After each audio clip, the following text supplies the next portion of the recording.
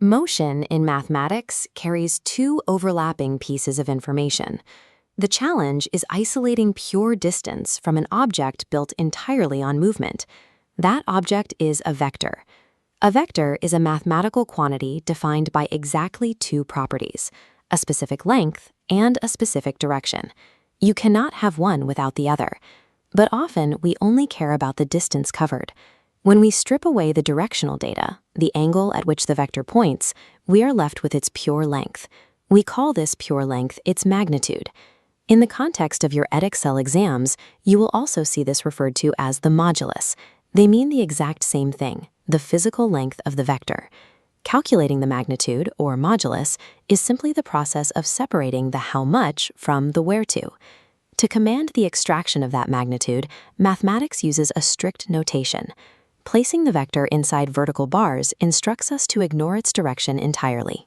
How this numerical length translates to the real world depends entirely on what the vector is mapping. If a vector represents the velocity of an object, taking its magnitude strips away the heading and leaves you with pure speed. If a vector maps out a physical force acting on a body, taking its magnitude gives you the raw strength of that force, measured in newtons. Because magnitude represents a physical distance, size, or strength, the result must inherently always be a positive value. You cannot travel a negative distance. This grid shows how vectors are structured in a two-dimensional coordinate system. Any diagonal movement through 2D space can be broken down into two distinct steps, a purely horizontal shift along the x-axis and a purely vertical shift along the y-axis. These are the vector's components. When we map these horizontal and vertical components, they form the legs of a right-angled triangle. The vector itself always perfectly forms the hypotenuse. Since the components meet at a 90-degree angle, we can find the exact length of that hypotenuse using established geometry. Pythagoras' theorem is the required mathematical engine for calculating any vector's magnitude. If you have the components, you can find the length.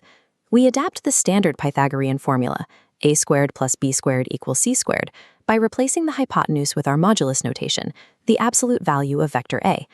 To find the modulus, we square the horizontal x component, square the vertical y component, and add them together. This squaring process mathematically enforces the positivity rule. Even if the vector moves down or to the left, giving us negative component values, squaring those numbers transforms them into positive outputs before we take the square root. During an Edexcel exam, you will frequently be given coordinate values without an accompanying diagram. When this happens, manually sketch the scenario on your paper. Drawing the vector forces forces you to visually map out the horizontal and vertical shifts. This prevents arithmetic errors when subtracting negative coordinates to find your components. Constructing that right-angled triangle on paper ensures your mathematical calculations align perfectly with the actual physical geometry. Let's apply this to a typical Edexcel exam scenario. This grid shows two precise coordinates in space, point A at 3, -1, and point B at 4, -5.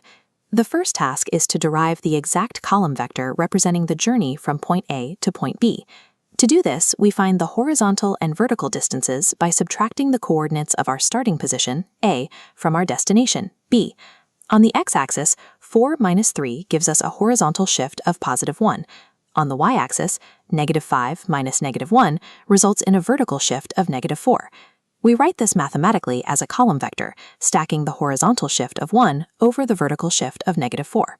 By calculating those components, we have translated two isolated points into a single geometric hypotenuse, ready to be measured. The next step in the exam question is to calculate the precise modulus, or magnitude, of this new vector, AB.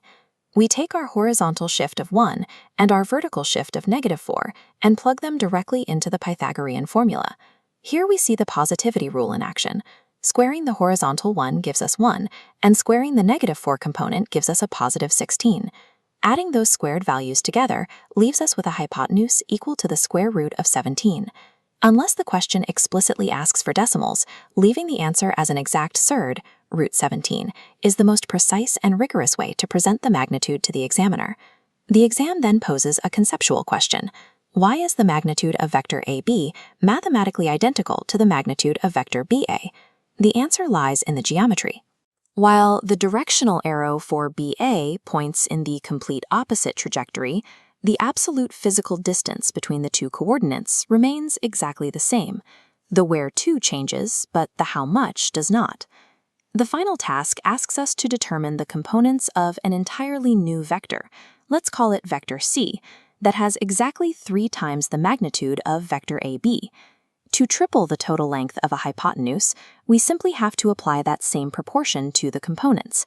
We multiply the horizontal and vertical legs of our triangle by 3. We take the original column vector of 1 over -4, multiplying each component by a scalar of 3. This gives a new column vector of 3 over -12. Multiplying both components by -3 is also an equally valid answer. The vector would shoot off in the opposite direction, but its pure physical length would still be exactly 3 times as long. Mastering vector magnitude does not require memorizing complex new formulas. It simply requires extracting the horizontal and vertical components and applying standard Pythagorean logic.